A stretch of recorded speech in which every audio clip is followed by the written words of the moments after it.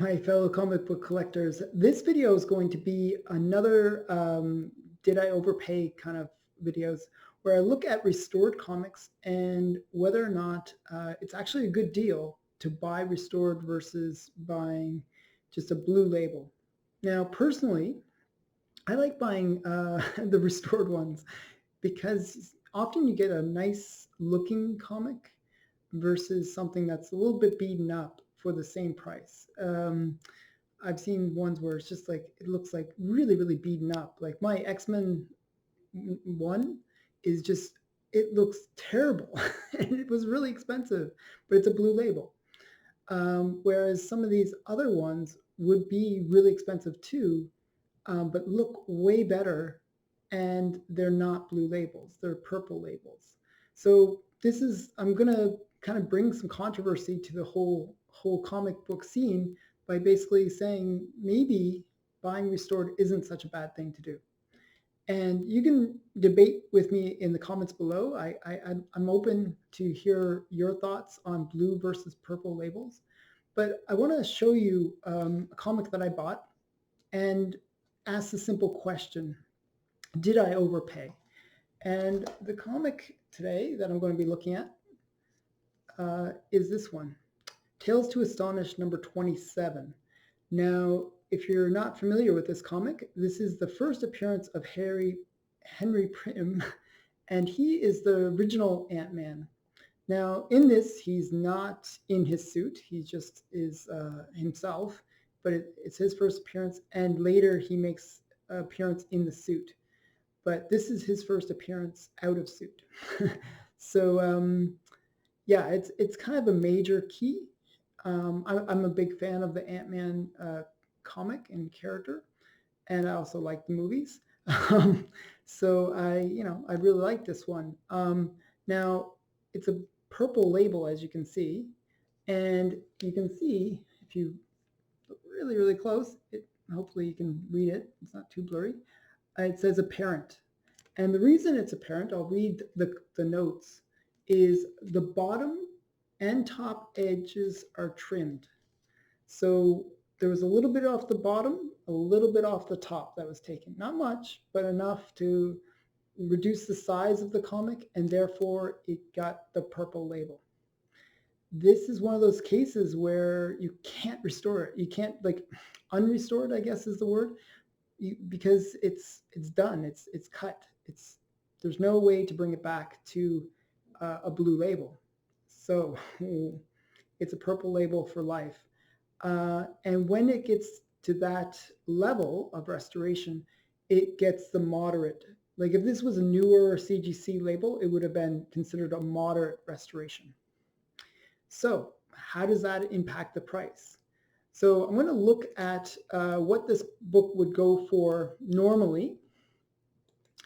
And I'll show you on my other screen here. I'm going to move over. This is the CGC census for the book. So if it was a really high grade, you could see like 1.2 million if there's a 9.8 out there.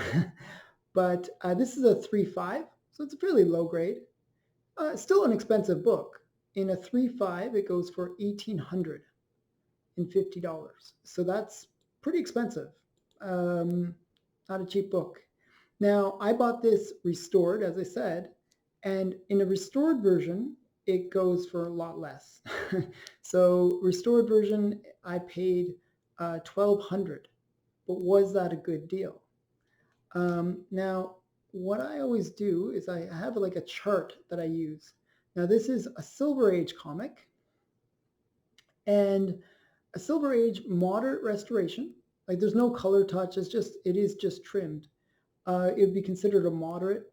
Sometimes it might be considered slight, but for this video, I'm going to consider it a moderate restoration. Well, that reduces the value of this comic by half. So if you go back 1,800, half of that, it would be 975.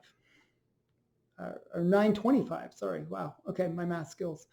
925. Okay, so $925, that's how much it's worth. I paid $1,200. So I way overpaid, about $300 too much. I didn't know this was actually the first restored comic I ever bought. I thought I was getting such a good deal. I saw all the other ones on eBay, and they were all so highly, high priced. And this one was like so cheap. I was like, oh, I should really buy it. It's so much cheaper. And I overpaid as a result because I didn't know how much the restoration impacted the cost, the price of the fair market value of the comic. And as I said, it just chops it in half in this case. So I should have paid probably $925 for it instead of $1,200. So I overpaid. You can actually go to another site to kind of get a better understanding of the fair market values. You can actually see, I'm going to just put this down for a second and kind of go through some of this with you. You can see how much restoration really kills the price on comics. So you see a 9.4 and it sold for like 200,000 in July of 2013. And 1 year prior to that, not even a year, like 7 months earlier, a 9.4 restored sold for 5,000. So that's 1/40th of the price. It just kills the price, especially in the higher grades. Because usually if there's a high grade one, it is, it is seen as being really, really restored, because generally to get to that high grade, you can do a lot to a book. And it's maybe very little of the original book is left to get to that high grade. So that's why restoration really kills the price for these high grade ones. But you can see, like most of them, like that have sold, are in some way either the cover's trimmed. You'll see a lot of those, and you can even see the one I bought, like right here. I can show you. I can prove to you that I paid $1,200 for it because it's right here. It's 1 sec. Let me find it right here. This is the one I bought, February of 2020. So this was the first restored comic I bought, and it has a parent as the notification for it.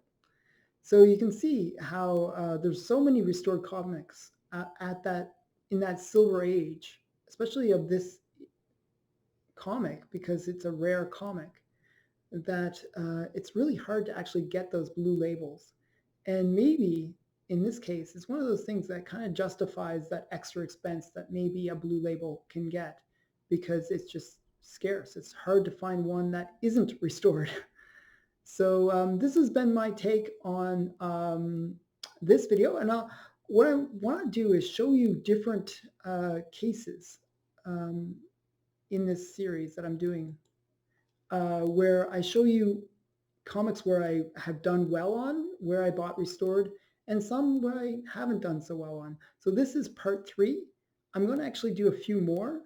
I have about 4 more books that I kind of want to show. And stay tuned for those episodes, because each episode I try to show a little bit more insight into this whole idea of buying restored comics, the good and the bad of it. So hopefully you'll enjoy those videos, and check out my other videos, the other earlier parts. And thanks for watching. And remember to leave a like, comment, and subscription. Thank you. Bye.